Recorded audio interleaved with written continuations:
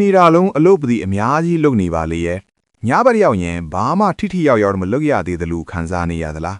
တင်းရဲ့အဖိုးတာနဲ့နာရီတွေကိုဘသူတွေကတိတ်တဆိတ်ခိုယူနေတာလေအဖြေကတော့တင်းလက်ထဲကဖုံးကြောင်ပဲချက်ပါတယ်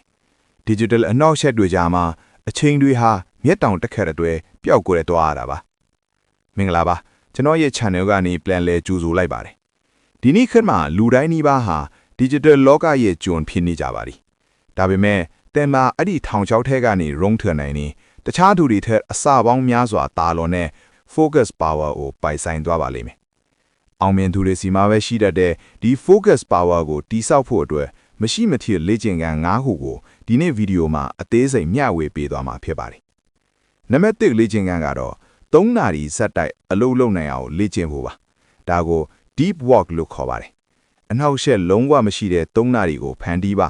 ဖုန်းကိုတခြားအခန်းမှာထားခဲ့ပါ notification တွေအကုန်ပိတ်ပါအရေးကြီးဆုံးအလုပ်တစ်ခုတည်းကိုပဲအာရုံစိုက်ပါပထမတော့ဦးနောက်ကညီးငွေလာပါလိမ့်မယ်ဒါပေမဲ့ဒီလိုအနှောက်ယှက်ကင်းတဲ့အလုပ်လုပ်နိုင်တဲ့အလေးအကျင့်ကိုသာရသွားရင်တော့တင်းရဲ့စွမ်းဆောင်ရည်ဟာလူသားမန်းတွေထက်အစအပေါင်းများစွာတာလွန်သွားပါလိမ့်မယ်နံပါတ်2လေ့ကျင့်ခန်းကတော့ digital detox လို့ခေါ်တဲ့အနားယူခြင်းဖန်တီးဖို့ပါကျွန်တော်တို့ဦးနောဟာတနေ့ကုန်သတင်းအချက်လက်တွေအလွန်အကျွံလက်ခံနေရတာကြောင့်အမြဲတမ်းပင်ပန်းနေတတ်ပါတယ်အဲ့ဒီတော့တနေ့တာရဲ့အချိန်တစ်ခုမှာ social media YouTube နဲ့တချင်းနားထောင်တာမျိုးတွေကိုခက်တာဖြတ်တောက်ကြည့်ပါ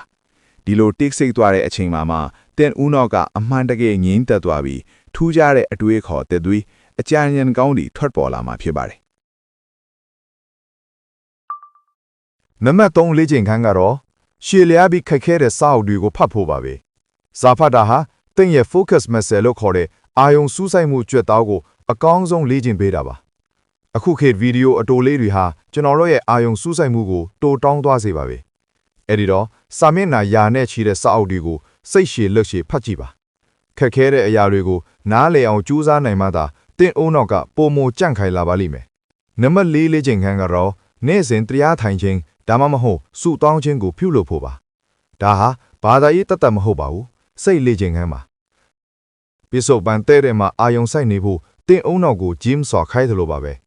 အတွင်းစိတ်ငြင်းချမ်းမှုရှိတဲ့သူဟာဘယ်လိုဖိအားမျိုးမှမဆိုအလုပ်ကိုတီးတီးငြင်းငြင်းနဲ့ပြီးမြောက်အောင်လုပ်နိုင်ပါပဲနောက်ဆုံးနံပါတ်5လေ့ကျင့်ခန်းကတော့ကိုယ့်ရဲ့အာယုံဆိုင်နိုင်စွမ်းအားနည်းချက်ကိုသိအောင်လုပ်ဖို့ပါပဲလူတိုင်းကတော့တူမှမဟုတ်ဘူးပေါ့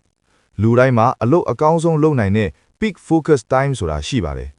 တင်ဟာမနေ့စောစောမှာပို့ပြီးအာယုံဆိုင်နိုင်တာလားဒါမှမဟုတ်ကော်ဖီတောက်ပြီးမှပို့လန်းဆန်းတာလားကိုယ့်အကြောင်းကိုတေချာလေ့လာပြီးအရေးကြီးဆုံးအလုပ်တွေကိုကိုယ့်ရဲ့အကောင်းဆုံးအချိန်မှာပဲထည့်သွင်းလုပ်ဆောင်ပါဒီလေ့ကျင့်တွေဟာအစပိုင်းမှာတော့ပြင်းစရာကောင်းပြီးခက်ခဲနေပါလိမ့်မယ်ဒါပေမဲ့မှတ်ထားပါလူတိုင်းလုပ်နေတဲ့အရာကိုမလုပ်မှသာလူတိုင်းမရနိုင်တဲ့ရလဒ်မျိုးကိုသင်ပိုင်ဆိုင်ရမှာပါဒီနေ့ကစပြီး digital ဆွဲဆောင်မှုတွေရဲ့ကြေးကျွန်မဖြစ်ဘဲမိမိကိုယ်ကိုထိန်းချုပ်နိုင်တဲ့ focus power ရဲ့တခင်ဖြစ်လာအောင်ကြိုးစားကြည့်လိုက်ပါဒီဗီဒီယိုကနေတစ်ခုခုရလိုက်တယ်ဆိုရင် like လုပ်ဖို့မမေ့ပါနဲ့အောင်နောက်ထပ်လည်းကိုတိုးတက်စေမယ့် content တွေကိုကြည့်ချင်တယ်ဆိုရင် subscribe နေပြီးဘေးကခေါင်းလောင်းလေးကိုပါနှိပ်ထားပေးပါဦးနော်သင်ကောဘယ်အလေးအကျင့်ကိုအရင်ဆုံးစတင်မလဲဆိုတာ comment မှာမျှဝေပေးခဲ့ပါဦးအားလုံးပဲအောင်မြင်ကြပါစေနောက်ဗီဒီယိုမှာပြန်တွေ့ကြမယ်နော်